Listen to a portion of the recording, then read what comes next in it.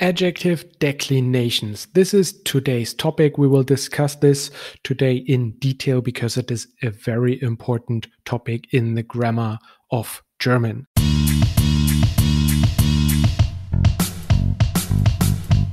This is the Expertly German podcast, and the podcast is aimed to help you learn German, especially for daily life and your career and personal development. The topics that we will discuss today only scratch the surface. So if you like to go into more detail, then great news. I offer private and tailored consultations for business German, anything from interview techniques, German grammar, practice speaking, sales pitches, negotiations in the German environment.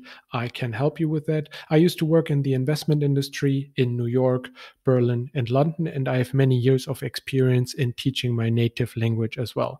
Please click the link in the show notes below where you can book a free trial lesson with me. So today's topic is adjective declinations, a very important topic in the German grammar. What do you need to know about adjective endings? So first of all, the adjectives that are declined are called attributive adjectives. That means adjectives that are in front of a noun, such as the new car. In this case, new is the adjective that you need to decline because it is in front of the noun. If I would just say the car is new, then you don't have to decline new because it is not a attributive adjective. So we will discuss attributive adjectives. I have created a adjective declination table. So if you click in the show notes below on that link, you can see the adjective declination table. So feel free to open this whilst you're listening to the podcast. I think this will help you to understand it better. And also, I will do a little exercise at the end of this podcast. And if you have the table in front of you, it will probably help you a lot to find the right answer for the adjective declination for the exercise. Okay, so what are the rules?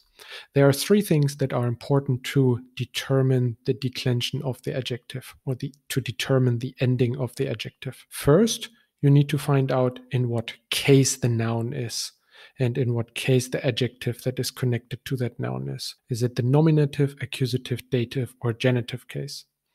That's the first one. The second one is you need to know what gender it is, or is it singular or plural? So is it masculine, is it feminine, is it neutral, or is it plural? That was the second one. And the third one, you need to determine what type of article you have in front of the adjective that is connected to the noun. For example, the new car would be a definite article. Das neue Auto. Der, die, das, dem, den. When it is specific, when it is definite, then you are in the column of definite articles. Then we have indefinite articles, a, such as ein, eine, einem, and so on. And we have no articles. So those three are important to know.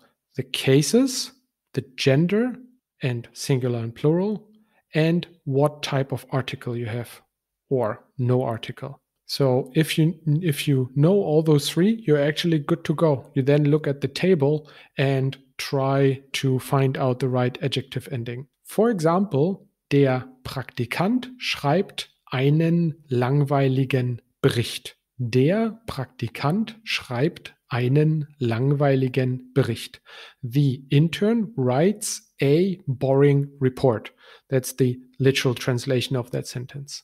So in this case, we have which case? Der Praktikant schreibt einen langweiligen Bericht. What does the intern write? Was schreibt der Praktikant?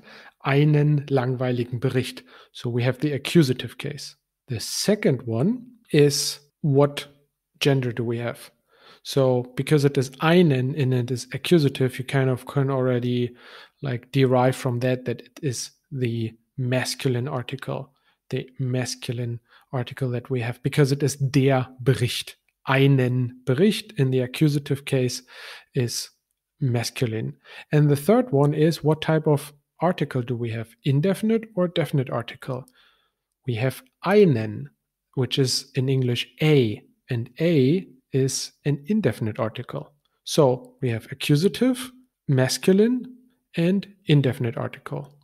And with those three, we look at the table and then we can see that we are in the accusative row, we are in the indefinite row, and we are in the M, in the masculine row. So you can see that the ending there it would be en. There is also other good news that you don't have to learn the table by heart that I was just talking about, because you can derive most of the adjective endings from the endings of the definite articles. What does it mean? Okay, so if you look at the word das Unternehmen, the company, then you realize that it is neutral, das Unternehmen. And if you now use an indefinite article ein, and let's say we are talking about the nominative case, then you can see that you take the as from das Unternehmen and put it at the end of klein, at the end of the adjective. But we don't put the as in this case, we put an es at the end. But for the biggest parts of the table, you can actually derive the adjective endings from the original definite article endings. So das Unternehmen in the nominative case would be ein kleines Unternehmen. Or, for example, in the case of adjective, let's just use für den Anwalt, for the lawyer. It would be für einen schlauen Anwalt.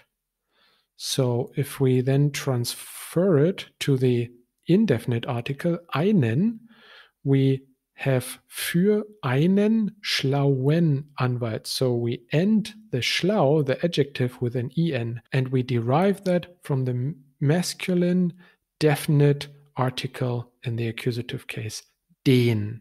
So not schlauer, not schlaues, not schlaue, schlauen, because it comes from den. And schlau is smart. Another important note is that adjectives that are followed by certain words are declined in the same way as adjectives after definite articles. And those certain words are derselbe, dieser, jener, mancher, solcher, and alle. Again, this is in the article that I wrote, so feel free to click on the link in the show notes to reread what I've just said. As I mentioned at the beginning, we are only declining attributive adjectives. So if you have a sentence like der Anwalt ist schlau, the lawyer is intelligent or smart, then the schlau stays in its original form. We do not decline the adjective. Der Anwalt ist schlau. This is called predicative adjectives. And we also do not decline adverbial adjectives, such as rechnet gut. Rechnet gut. He calculates well. In this case, we also do not need to decline gut. And then a last and very important point is if you have adjective declensions where you have two adjectives in a row or consecutively two adjectives, you use the same pattern. For example, der Geschäftsmann kauft ein solides deutsches Unternehmen. The businessman buys a solid German company. So in this case, solide and Deutsch are both adjectives, and you both need to decline it in this case for accusative, neutral, indefinite article. Der Geschäftsmann kauft ein solides deutsches Unternehmen. Practice makes perfect. I can highly recommend the Paul Noble audiobook on Audible to improve your German whilst you're washing your dishes or you're driving to work. I put a link in the show notes below. This is an affiliate link, so please feel free to use that link to support my channel. And it is really also a valuable product that they're offering. I'm myself learning Chinese and use also the Paul Noble version, but for the Chinese, and it's very, very helpful. So I can recommend to use that. Let's summarize what we've learned today. First, Learn the table, but realize that you can derive the table from the definite article endings. Second, determine all three components: gender, case, and article type. Third, make sure to only decline attributive adjectives. Fourth, consecutive articles are declined in the same way as if there is only one article. Please feel free to visit my website, expertlygerman.com. I like to create better content for you and constantly improve. That's why I created a little survey. So please use the survey that I put in the notes below and just give me some feedback. It's for free. Just give me some feedback about what I can improve in the podcast. I would very much appreciate that. All right, so now let's do the exercise. I tell you the English sentence and then I give you three options where I'm declining an adjective. And you have to tell me which of those three options is the correct one. So I will say all those three options, A, B, and C. Then I leave a short break and then you tell me the right answer. And then we go on to the next. The intern buys a new printer. A. Der Praktikant kauft einen neuen Drucker.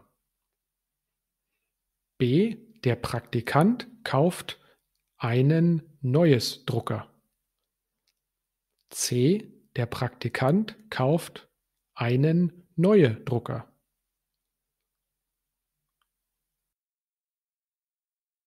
And the right answer is number A. Der Praktikant kauft einen neuen Drucker. Why? Because it is the accusative case. What does the intern buy? A new printer. We have a masculine noun, der Drucker, and we have an indefinite article, ein. Sentence number 2. The company gets bought by a rich businesswoman. A. Das Unternehmen wird von einer reicher Geschäftsfrau gekauft. B. Das Unternehmen wird von einer reichen Geschäftsfrau gekauft. C.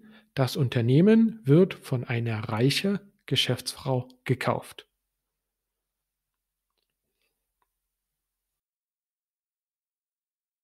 And the right answer is number B. Das Unternehmen wird von einer reichen Geschäftsfrau gekauft. Why? We have here the preposition von. Von is always followed by the dative case.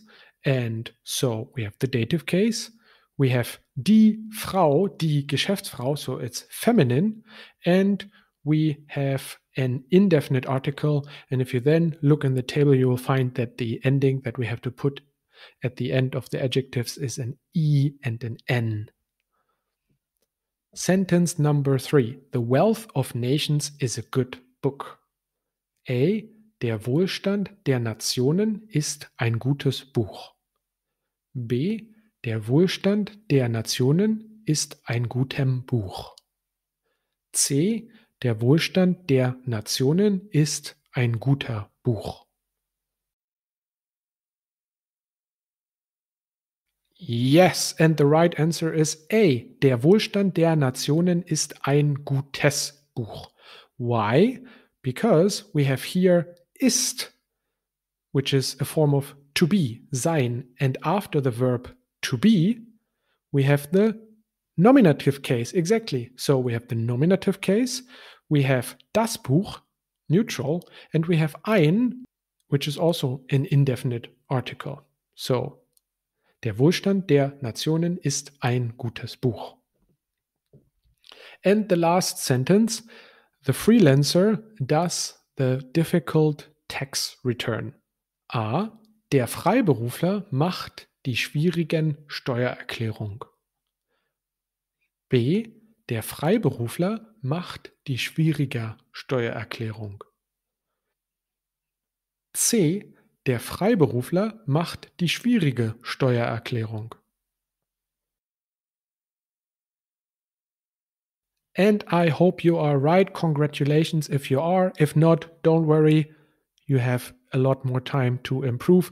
The correct one was number C. Der Freiberufler macht die schwierige Steuererklärung. Why? Because we have the accusative case here. We have a definite article this time, die, and we have also the feminine article, die Steuererklärung. Die Erklärung is feminine, so we have to add an E at the end of the adjective.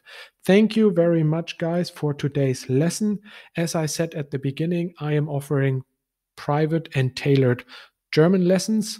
Please feel free to go on my website and book a free trial lesson. I wish you a great rest of the week. Cheers, guys, and bis bald.